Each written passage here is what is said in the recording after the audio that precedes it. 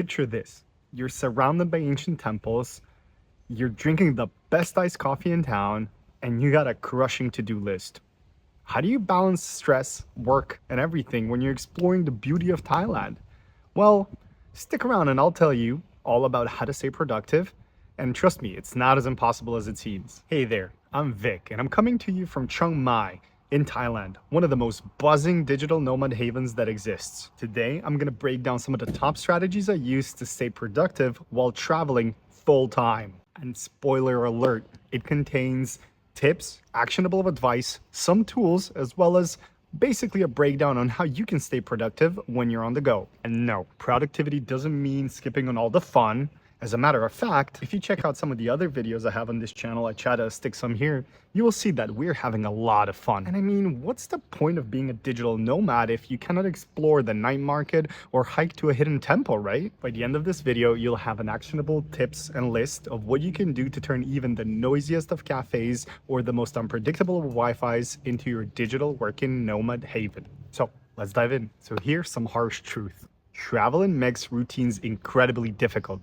But you know what? That's actually the secret sauce. As my girlfriend would like to say, I'm a walking to-do list. And I wasn't born like this, right? But one thing I made sure was as soon as I arrived at Chiang Mai to set some routines in place. So, for example, when I wake up in the morning, the first thing I do is go out for a walk. It can be like a 10-minute walk, a 20-minute walk, whatever. I just make sure to go in the sun, catch some air, and make sure to clear my mind before the day starts. Right after that, I sit down and I make a to-do list for the day. I use tools such as Notion or Google Calendar to make sure that I jot down all the things I want to do. And guess what? It's not about perfection. It's about intention. Let me introduce you to my office in a bag. Look at it. It's so simple, right? It's lightweight. I use it to pack everything from my laptop to my phone to my chargers to my headset. Literally, it all goes into my backpack, and it helps me keep myself organized regardless of where I sit down to work or whether it's a co-working space or a cafe. It'd be a little bit hypocritical of me, but one thing that you should also try to use is a laptop stand for better posture. Now, as a matter of fact, I'm not using one, and if you see right here, my laptop is so low that it's literally hurting my back. But to stay productive and to make sure you get your shit done, get a laptop stand. Beside the bag, beside the laptop stand, some of the things that I think are very crucial are noise canceling headsets or headphones or earbuds, whatever you want to use. For example, Ellie recently bought some and she is super blown away by how much it drowns the outside noise. Outside of that, you should take a look at maybe a reliable hotspot because you can never really predict how the internet is going to be. And to round it out, a VPN. You might be thinking, why do I need a VPN? Trust me, staying secure is a lifesaver. You never know what kind of an internet connection you're connecting to. Just use a VPN. All right. Well, what about time zones when you travel? So one of the biggest perks actually of being in Chiang Mai for me personally is waking up ahead of everyone. Right now, most of the team is in Europe and in America. So when I wake up in the morning, I have my own peace and quiet to make sure that I can delegate to my tasks, to setting up the day. Even the clients that I sometimes talk to, it's all midday or evening, and it makes it so well for my mornings to make sure that I can dedicate that personal me alone time.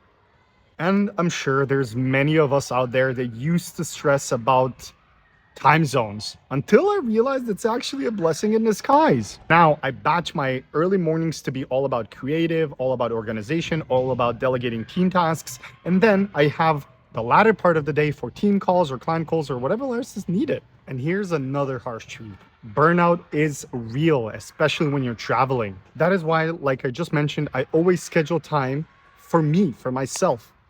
And it's so important. The thing I love to do during my me time is spend time with Ellie exploring the city. Like going to some hidden temples, like I mentioned earlier, on a hike, or even taking a cooking class. We absolutely love taking the cooking class. It was so much fun. So really quickly before we get back into the video, all about productivity, all about digital nomad. One thing I want to say, guys, is thank you so much for watching some of the latest videos of me traveling across Thailand. It's meant a lot to me. I'm really enjoying life. It's super fun. First time in Asia. And yeah, if you have any advice, any thoughts, anything, leave a comment. If you're more of a person that likes to stay indoors, you can go ahead and read a book, you know, or you can use some apps like Calm or Insight Timer to help you keep your mind sharp as well as reduce stress levels. So to round it out, being a digital nomad isn't about working 24/7. It's about making time for both work as well as life. exploring as well as advancing, ensuring that you get to do everything and anything you want to do. I hope that these tips help you and they help you find a balance and teach you how you can both enjoy your time wherever you are as a digital nomad, but also help you on your productivity and make sure you do your best. If you like this video, drop a like, share a comment, even subscribe, and thank you. I'll see you in the next one. Bye.